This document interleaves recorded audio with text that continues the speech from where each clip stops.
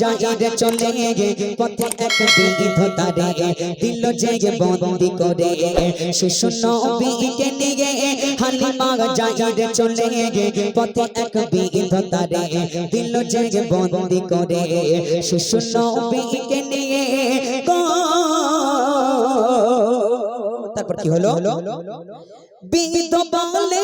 এবার কোলে গেছে লেগটিকার তো কই তোমাদের ঘর বলতে হবে আমার বিদ বলে এবার কোলে গেছে লেগটিকার কোথায় তোমাদের ঘর বলতে হবে আমার ভয়ে হালিমা কয় ছেলে নয় তো আমার তাই ফেতে মোর ঘর নাম হালিমা আমার তাই ফেতে মোর ঘর নাম হালিমা আমার গো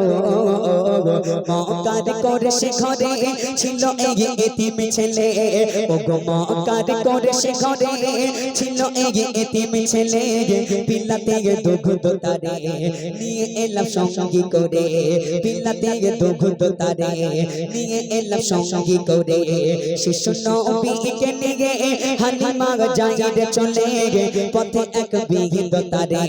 দিল যে বন্দি করে শিশু নবীকে নিয়ে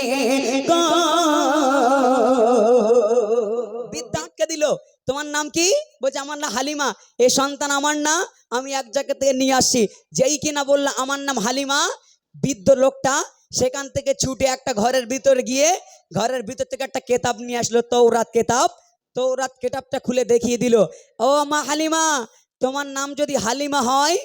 এর নাম কি অমুক এর বাবার নাম কি অমুক এর মায়ের নাম কি অমুক তখন সে বিদ্যা বলছে কি বলছে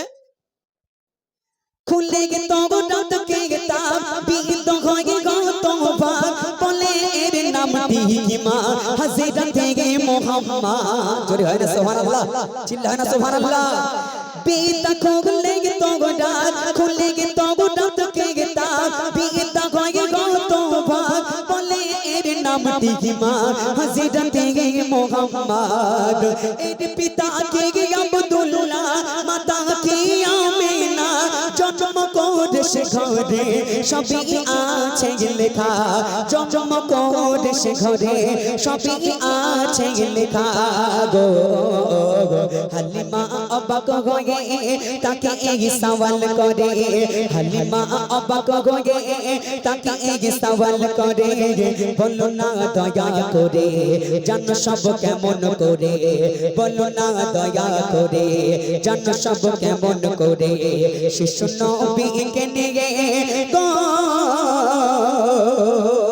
হালিমা সেই বৃদ্ধকে বলছে এত কিছু তুমি কি করে জানো সে তৌরাত কেতাবটা খুলে দেখিয়ে দিল তোমার নাম যদি হালিমা হয় তাহলে এর নাম নিশ্চয় মোহাম্মদ এর আব্বার নাম আব্দুল্লাহ এর মায়ের নাম আমিনা কারণ সে জানতো যে আজ থেকে 1500 বছর আগে বিশ্বনবী জন্মেছিল সে জানে কিন্তু সে ছোটকালে বিশ্বনবীকে দেখার জন্যে রাস্তার ধারে একটা ঝুপড়ি করে বসেছিল জানে যে হালিমা বিশ্বনবীকে নিয়ে এই পথ দিয়ে আসবে তারপরে হালিমা তো সাদিয়া কি বলছে কবি লিখছেন শোনো হালিমা বিবি আমি সবই জানি ইনি আখিরুন নবী দরজায় সৃষ্টি সবই ইনি আখিরুন নবী দরজায় সৃষ্টি সবই দাও না কোলে আমার চুমা দেখছে একবার দাও না কোলে আমার চুমা দেখছে একবার চাই না কিছু আমার পেলাম নবীর দিদার জোরে হবে না সুবহানাল্লাহ চিল্লানা সুবহানাল্লাহ চাই না কিছু আমার পেলাম নবীর দিদার মোহরে নবুগাত ঘিরে চুমা দেয় বারে বারে মোহরে নবুগাত ঘিরে চুমা দেয় বারে বারে মুখে সে জোরে জোরে তৌহিদি কলমা পড়ে মুখে সে জোরে জোরে তৌহিদি কলমা পড়ে শিশু নবীকে নিয়ে হালিমা যাইরে চলে পথে এক বিধতারে দিল যে বন্দি করে শিশু নবীকে নিয়ে বলছে হালিমা আমি জানতাম যে এই পথ দিয়ে বিশ্বনবী আসবে আমি কিছু চাই না আমি যেটা চেয়েছিলাম আমার নবীর দিদার আমার নসিব হয়ে গেল জোরে হবে না সুবহানাল্লাহ চিল্লা হবে না সুবহানাল্লাহ তখন সেই বৃদ্ধ লোকটি হালিমাকে ওয়াদা করতে বললো, এ হালিমা, আমি দুনিয়ার জমিনে যদি না থাকি তোমার এই দুধমা সন্তানকে তুমি বলে দিও যে তোমার সঙ্গে ছোট্টবেলায় একটা লোকের সঙ্গে দেখা হয়েছিল, সে তোমার হাতে হাত দিয়ে কলেমা পড়ে মুসলমান হয়ে গেছিল।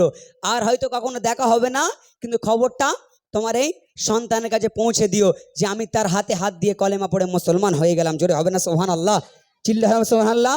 হালিমাকে কি ওয়াদা করছে কবি লিখছেন, বৃদ্ধ বলে ও মা করো আমায় ওয়াদা, যখন এ নবী হবে বলবে আমার কথা। আর বৃদ্ধ বলে ও মা করো আমায় ওয়াদা, যখন এ নবী হবে বলবে আমার কথা। আর আমি ঈমান আনিলাম শিশু নবীর উপর, তুমি বলে দিও যদি আর না হয় দেখা, তুমি বলে দিও যদি আর না হয় দেখা। সাইফুদ্দিন নামে খুশি আজ মানাও তুমি, সাইফুদ্দিন নামে খুশি আজ মানাও তুমি। যে নবীর উম্মত হয়ে এলে জগত মাঝারে, যে নবীর উম্মত হয়ে এলে জগত মাঝারে। শিশু নবীকে নিয়ে হালিমা যাইতে চলে, পথে এক বৃদ্ধ তারে দিল যে বন্দি করে, পথে এক বৃদ্ধ তারে দিল যে বন্দি করে। শিশু নবীকে নিয়ে